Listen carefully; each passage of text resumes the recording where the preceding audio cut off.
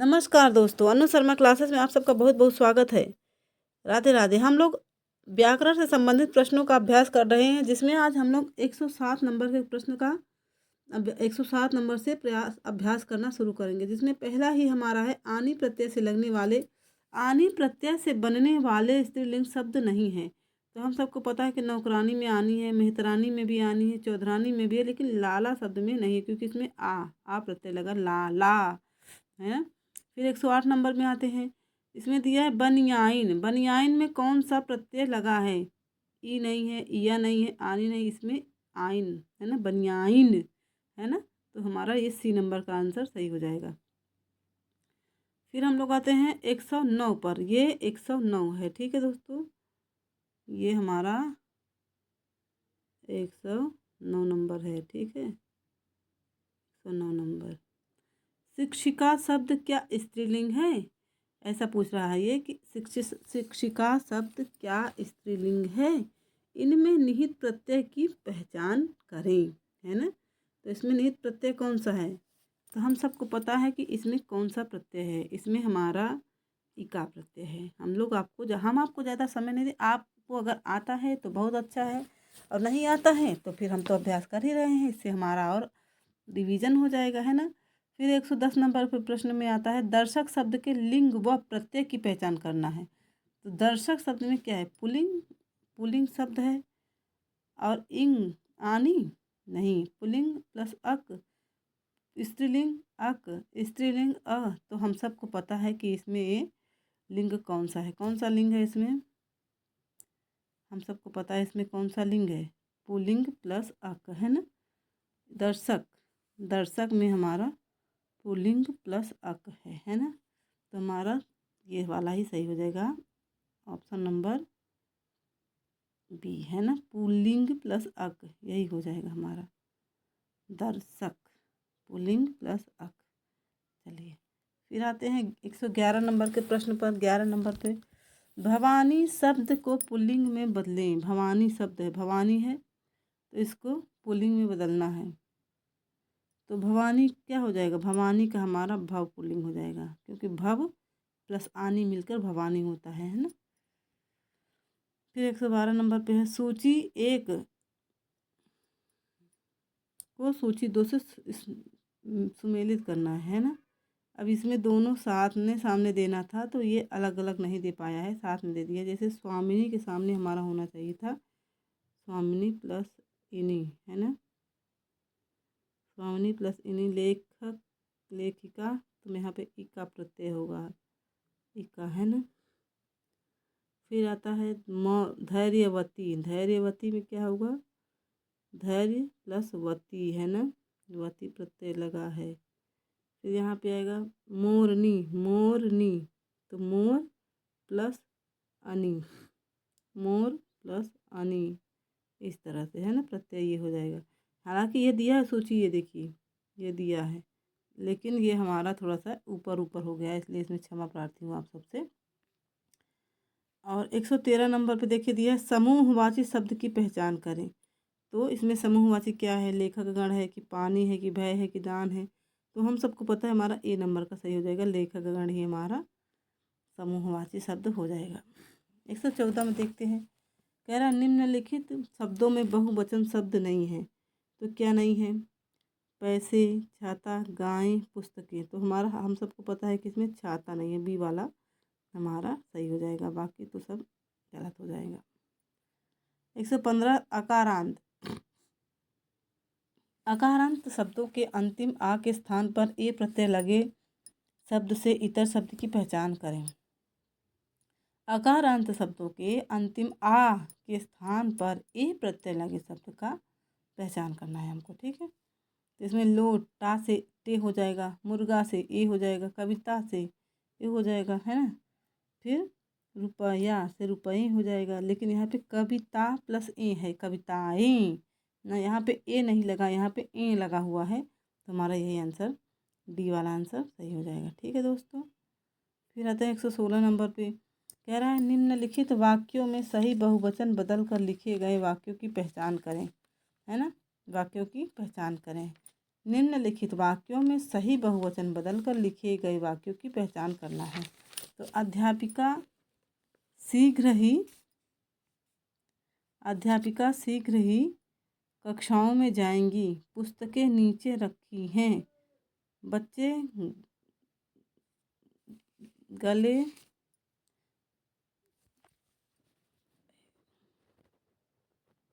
अपने पुत्र को बुलाए। बाकी सब बहुवचन हैं।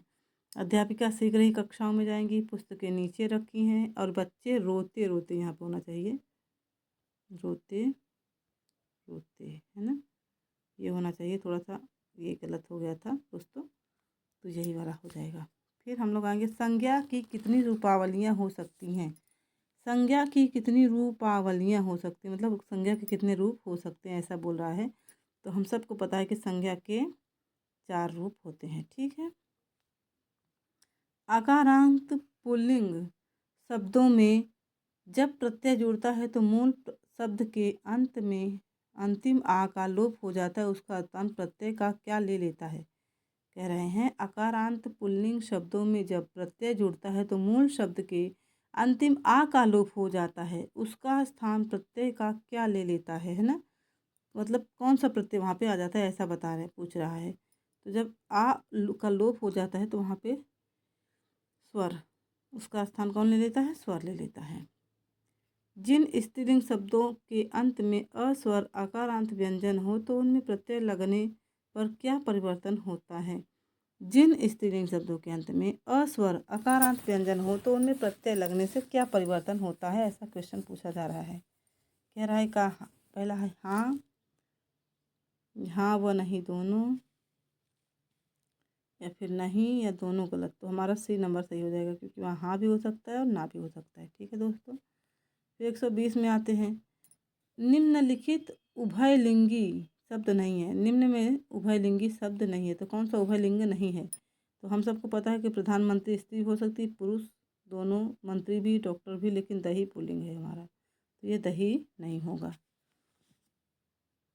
पढ़ते समय मेरे आँखों से पानी निकलता है। कह रहा है पढ़ते समय मेरी आँखों से पानी निकलता है। प्रस्तुत वाक्य में संज्ञा के लिंग, वचन और कारक बताना है। तो इसमें क्या सही है, इसमें देखिए पढ़ते समय मेरी आँखों से पानी निकलता है, तो यहाँ पे लिंग जो है पुल्लिंग है और बहुवचन है और अपादान है, क्योंकि पानी निकल जाता है ना, तो अपादान हो जाएगा। तो इसमें हमारा ए नंबर सही हो जाएगा। फिर हम लोग 122 पे देखते हैं, पुरुषवाचक सर्वनाम से संबंधित नहीं है।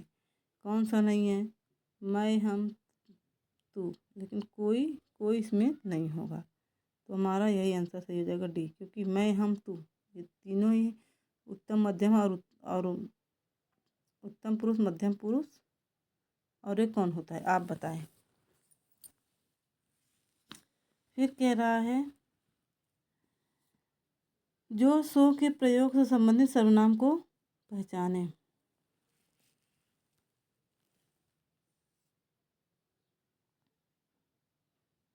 जो सो के प्रयोग से संबंधित सर्वनाम को पहचाने। तो प्रश्नवाचक है, पुरुषवाचक है, निजवाचक है या संबंध। तो जो सो जहाँ रहेगा वहाँ संबंध ही बताएगा, इसलिए हमारा डी वाला आंसर सही हो जाएगा।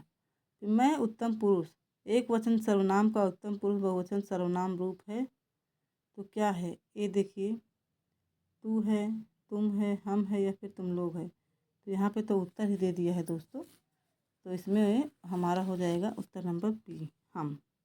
उत्तम पुरुष का पहचान है मैं, उत्तम, तुम, मध्यम, बाकी सब अन्य, है ना, अन्य पुरुष। देखिए आ भी गए अन्य पुरुष।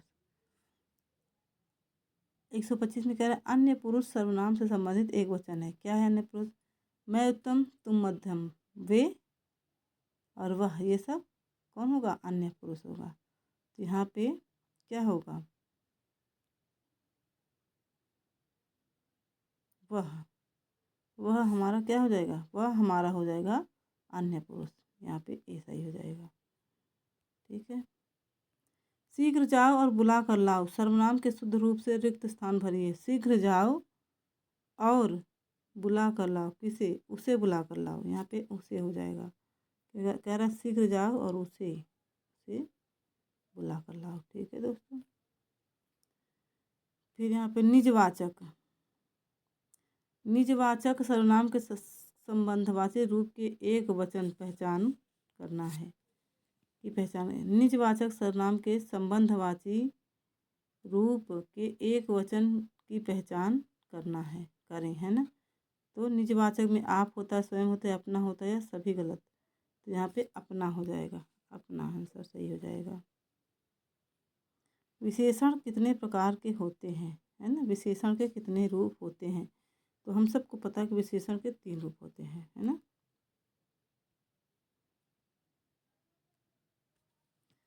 स्त्रीलिंग विशेषण की मूल विभक्ति के एक वचन की सही पहचान करें। स्त्रीलिंग विशेषण की मूल विभक्ति के एक वचन की पहचान हमें करना है। स्त्रीलिंग विशेषण की मूल विभक्ति के एक वचन की पहचान करें तो क्या हो जाएगा। खूबसूरत स्त्री, छोटी बच्चियाँ, दोनों सही है या दोनों गलत है। तो हमारा इसमें आंसर क्या हो जाएगा बताएं। हमारा इसमें खूबसूरत स्त्री हो जाएगा। क्या हो जाएगा, खूबसूरत स्त्री हमारा स्त्रीलिंग हो जाएगा, है ना। क्रिया की रूपावली कितने प्रकार की होती है। अभी संज्ञा की रूपावली पूछा था ना, अब क्रिया की रूपावली पूछ रही है। तो हम सबको पता है कि क्रिया की भी 2 ही रूपावली होती है। कितनी होती है, 2 रूपावली। क्रिया से संबंधित कितनी रूपावली का प्रयोग किया जाता है ना। क्रिया की रूपावली कितने प्रकार से चलती है। क्रिया की रूपावली कितने प्रकार से चलती है, ये होगा हमारा क्वेश्चन कि क्रिया की रूपावली कितने प्रकार से चलती है। तो हमारे यहाँ पे आंसर 2 हो जाएगा। 2 प्रकार से क्रिया की रूपावली चलती है ना। फिर 131 नंबर हमारा है, क्रिया से संबंधित कितने रूपावली वर्गों का प्रयोग किया जाता है। वर्गों का प्रयोग पूछा है कि क्रिया से संबंधित कितने रूपावली वर्गों का प्रयोग किया, तो यहाँ पे 16 हो जाएगा आंसर हमारा। ठीक है दोस्तों। फिर निम्नलिखित वाक्यों में से कौन सा वाक्य कृतवाच्य में बदला गया है ना। आज घूमने चला जाए, कल देर तक पढ़ें, बालकों द्वारा खेला जाएगा, लड़कों के द्वारा खूब पढ़ा गया। इसमें क्या सही हो जाएगा, तो हमारा इसमें यही सही हो जाएगा, कल देर तक पढ़ें। बी नंबर हमारा सही हो जाएगा। फिर 133 है, स्त्रीत्व शब्द में कौन सी संज्ञा है। स्त्रीत्व शब्द में कौन सी संज्ञा है, जातिवाचक, व्यक्तिवाचक, भाववाचक या फिर द्रव्यवाचक। तो हम सबको पता है कि स्त्रीत्व में हमारा भाववाचक संज्ञा हो जाएगा, सी नंबर।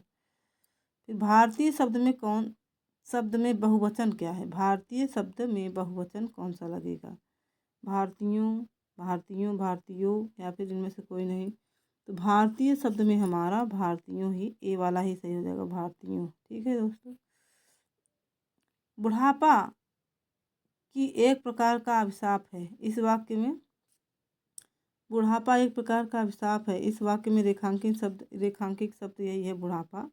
इसके बारे में पूछ रहा है, तो ये कौन सा शब्द, तो ये भाववाचक संज्ञा हो जाएगी हमारा, सी नंबर सही हो जाएगा।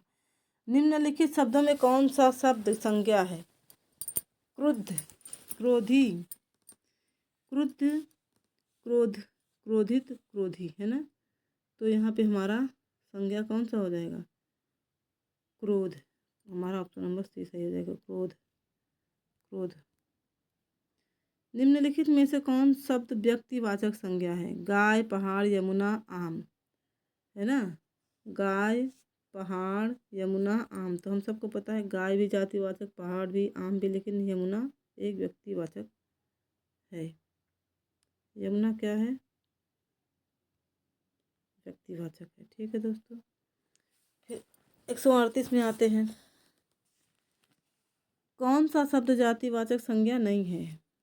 तो जवान, बालक, सुंदर या मनुष्य। तो यहाँ पे कौन सा नहीं होगा,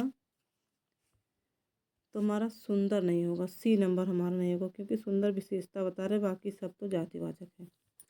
कौन सा शब्द भाववाचक संज्ञा नहीं है। कौन सा शब्द भाववाचक संज्ञा नहीं है, तो क्या मिठाई नहीं है, मिठाई की चतुराई की लड़ाई की उतराई। तो यहाँ पे हमारा भाववाचक संज्ञा कौन सा नहीं है, मिठाई नहीं है, क्योंकि यहाँ पे मिठास होता तो हो जाता, मिठाई है ना, इसलिए नहीं होगा, ये भी ए वाला सही हो जाएगा। अब जातिवाचक संज्ञा कौन सा नहीं है, नहीं, जातिवाचक संज्ञा है।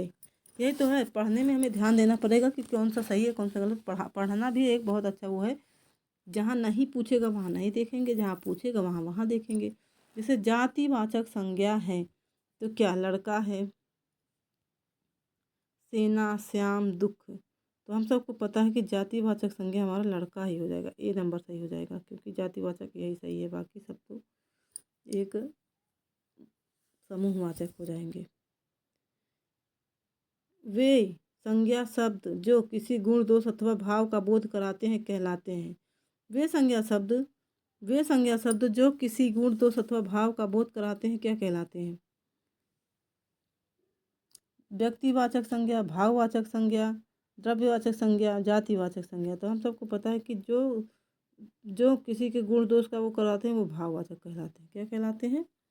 भाववाचक संज्ञा हमारा कहलाता है। ठीक है दोस्तों। चोर किस प्रकार का उदाहरण है? चोर किस संज्ञा का है? तो चोर तो भैया जातिवाचक है, क्योंकि चोरों की भी अपनी जाति होती है। मित्रता किस संज्ञा का उदाहरण है? मित्रता तो हमारा भाववाचक हो जाएगा। मित्रता भाववाचक। ठीक है। निम्नलिखित वाक्यों में क्रिया विशेषण युक्त वाक्य कौन सा है? जिसमें क्रिया विशेषण ऐसा वाक्य ढूंढना है। तो मैं कल नहीं जाऊंगा, आज हम स्कूल जाएंगे, हवा धीरे धीरे बह रही है, यह फूल सुंदर है। यहाँ पे विशेषण पूछ रहा है, तो हवा धीरे धीरे बह रही है ना? यही विशेषण हो जाएगा हमारा। 3 नंबर का आंसर हमारा सही हो जाएगा। फिर कह रहा है निम्नलिखित में भाववाचक संज्ञा कौन सी है ना? भाववाचक संज्ञा कौन सी है? तो इसमें हमारा ए नंबर सही हो जाएगा, शत्रुता। यही हमारा हो जाएगा। फिर भाववाचक संज्ञाएं नहीं बनाई जा सकती। किससे नहीं बनाई जा सकती? विशेषण से नहीं बनाई जा सकती, कि समुच्चय सर्वनाम से, कि समुच्चय बोधक से, कि क्रिया से। तो हम सबको पता है कि समुच्चय बोधक से हमारा भाववाचक संज्ञा नहीं बन सकता है ना। बाकी सर्वनाम, क्रिया और विशेषण से बन सकता है। कामता प्रसाद गुरु को हिंदी का पाणिनि कहा जाता है। यहाँ पाणिनि किस प्रकार की संज्ञा है? अच्छा, कामता प्रसाद गुरु को हिंदी का पाणिनि कहा जाता है। यहाँ पाणिनि किस प्रकार की संज्ञा है? तो यह व्यक्तिवाचक है, कि भाववाचक है, कि समूहवाचक है, या फिर जातिवाचक है? तो हम सबको पता है कि यह भाववाचक है ना। पाणिनि उनके भाव से बताया जा रहा है। बी वाला आंसर हमारा सही हो जाएगा। फिर राम की लंबाई कम है, यहाँ लंबाई किस प्रकार की संज्ञा का उदाहरण है? राम की लंबाई कम है, यहाँ लंबाई किस प्रकार की संज्ञा का उदाहरण है? तो ये भाववाचक भाव है ना। लंबाई एक परिमाण या भाव है। विशेषण से कौन सी भाववाचक संज्ञा बनती है या बनी है? विशेषण से कौन सी भाववाचक संज्ञा बनी है? यहाँ पे स्वास्थ्य है, अपनत्व है, मनुष्यत्व है, या फिर विद्वत्व है ना। तो हम सबको पता स्वास्थ्य, यही हमारा सही हो जाएगा, ये वाला। निम्नलिखित में से कौन सी व्यक्तिवाचक संज्ञा शब्द नहीं है? निम्नलिखित में से कौन व्यक्तिवाचक संज्ञा शब्द नहीं है? तो क्या है? पटना, रामायण, औरत, गंगा। तो यहाँ पे हमारा औरत हो जाएगा, क्योंकि औरत एक जाति है, जबकि बाकी सब व्यक्तिवाचक संज्ञा है। ठीक है दोस्तों। विद्वान किस संज्ञा का उदाहरण है? विद्वान किस संज्ञा का उदाहरण है? तो विद्वान हमारा जातिवाचक होता है, क्योंकि विद्वानों की भी एक अपनी जाति होती है। क्रियाओं से भाववाचक संज्ञाएं बनाई जाती हैं। तो क्रियाओं से भाववाचक संज्ञाएं बनाई जाती हैं। अब यहाँ पे दिया शीघ्र, उचित, तीव्र या जागना। तो हमारा जागना क्रिया है जिससे भाववाचक संज्ञा बनाई जाती है। ठीक है दोस्तों, ये रहे हमारे प्रश्न। आपको हमारी यह क्लास कैसी लगी कृपया अपने विचार हमें ज़रूर बताएं। और हाँ दोस्तों, जाते जाते हम रोज़ कर रहे हैं, आज फिर बोल रहे हैं, हमारे चैनल को लाइक करें, सब्सक्राइब करें और शेयर करें। हाँ, प्लीज़ सपोर्ट मी दोस्तों। राधे राधे दोस्तों।